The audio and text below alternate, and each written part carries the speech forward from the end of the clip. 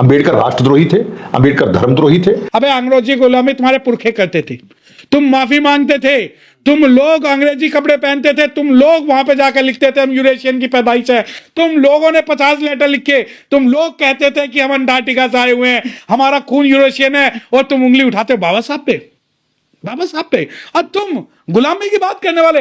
अरे तुम्हारी पुश्ते जब मुगल आए उसके सामने तुम लेट गए, जब अंग्रेज आए उससे तुमने रिश्ता जोड़ लिया, और तुम भारत के मूल निवासियों को, भारत के SC ST OBC और माइनॉरिटीज को ये कहते हो कि हम गुलाम हैं। अरे अगर हम गुलाम होते ना तो हम भी कहीं ना कहीं बैठ के उसी प्रकार सत्ता की मलाई चाटते जैसे तुम्हारे लोग चाट रहे हैं। देखो मैं एक बात बता दूं, संविधान की वजह से हम लोग चुप बैठे हुए हैं, संविधान की वजह से, वरना ये जितने भी चादर मोद बाबा है ना, इन सबका इलाज इनके उसी बैकुंठ और उसी धाम में किया जाएगा जिस गुफा से, गुफा की पैदाइश से निकल के बाबा साहब के खिलाफ बोल रहे हैं। अब आप ये कहें कि नहीं नहीं आप तो वकील, आप ऐसी भाषा क्यों बोल रहे हैं, आप तो कानून के हिसाब से लड़िए। अरे जो सत्ता की सनक के, सत्ता की हनक के कारण आज ये जो बाबा साहब के बारे में बोल रहे हैं ना, यकीन मानिए खाल उतार नहीं छोड़ी है, हथियार चलाना नहीं छोड़ा, और इन जैसे कुकुर मुत्तों पे, इन जैसे कुकुर मुत्तों पे अगर सरकार ने संज्ञान नहीं लिया तो मजबूरन कलम छोड़कर इनकी बात का जवाब इनकी भाषा में देंगे। रही बात या कुकुर मुत्ते जो ये उठाई गिरे, कोई जो लोग हैं टाइप के लोग कि बाबा साहब ये थे और हम कानून को देंगे, वराह अवतार की ये औलादे हैं, और वराह भी जो है भगवान है, तो ये भगवान, हाँ ये विष्णु का जो रूप है, हाँ तो इन विष्णु के वराह की पैदाइशों को मैं बात बता दूं कि तुम्हारे बाप में भी अगर दम हो, चैलेंज हो, तो ओपन डिबेट करवाओ कि बाबा साहब डॉक्टर भीमराव अम्बेडकर साहब ने संविधान नहीं बनाया। और सुनिए, आप ये कहते हैं कि संविधान बाबा साहब ने नहीं बनाया, तो ये बात भी मैं आपको बता दूं, कल तक तो आप लोग ये कहते थे कि संविधान तो BN राव ने बनाया। अबे ये बताओ कि पहले संविधान मानना है या नहीं मानना, पहले तो आप ये बताओ। दूसरी बात, आप कहते हो कि बाबा साहब डॉक्टर भीमराव अम्बेडकर साहब को इसलिए भारत रत्न मिला क्योंकि अंग्रेजों की गुलामी करते थे। तो आनंद स्वरूप जैसे लोगों को अब बाबा साहब से डर लगने लगा कि नहीं, अरे ये तो ये मानिए कि 70 साल पहले बाबा साहब डॉक्टर भीमराव अम्बेडकर साहब से डरते थे, आज उनकी मूर्तियों से डरते हैं और उनके बच्चों से डरते हैं। और ये जो चैलेंज करते हैं ना, देखिए मैं खुल के कह रहा हूं, तो वक्त आने दे बता देंगे तुझे आसमां, हम अभी से क्या बताएं क्या हमारे दिल में है, और हम भी यही हैं और तुम भी यही हो। अगर सत्ता की हनक में तुम बाबा साहब का अपमान कर रहे हो तो यकीन मानिए सत्ता की हनक तो हम 2027 में तोड़ देंगे, और जिस बिल में तुम घुसोगे उस बिल में तुम्हारा संवैधानिक तरीके से इलाज करेंगे हम।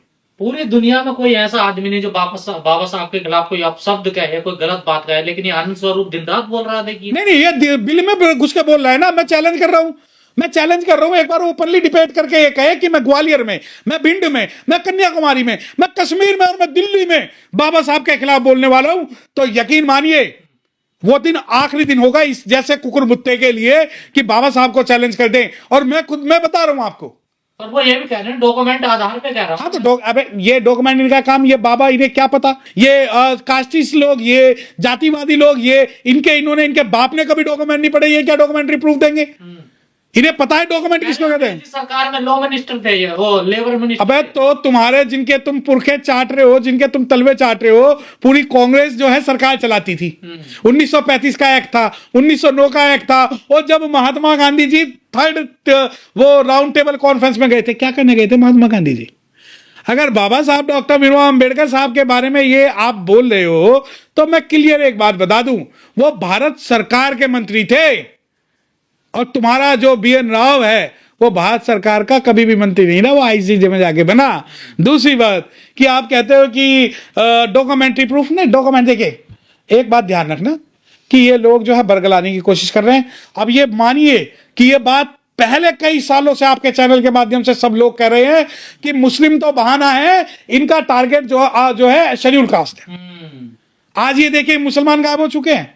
जब मुस्लिमों की मारने की बात आती है तो एक रहो, नेक रहो और सेफ रहो, और जब शेड्यूल कास्ट को मारने की बात आती है तो ये अंग्रेजों के गुलाम थे, ये अंबेडकरवादी हैं, ये रिजर्वेशन ले रहे हैं, ये फलाना ये ढिमकाना।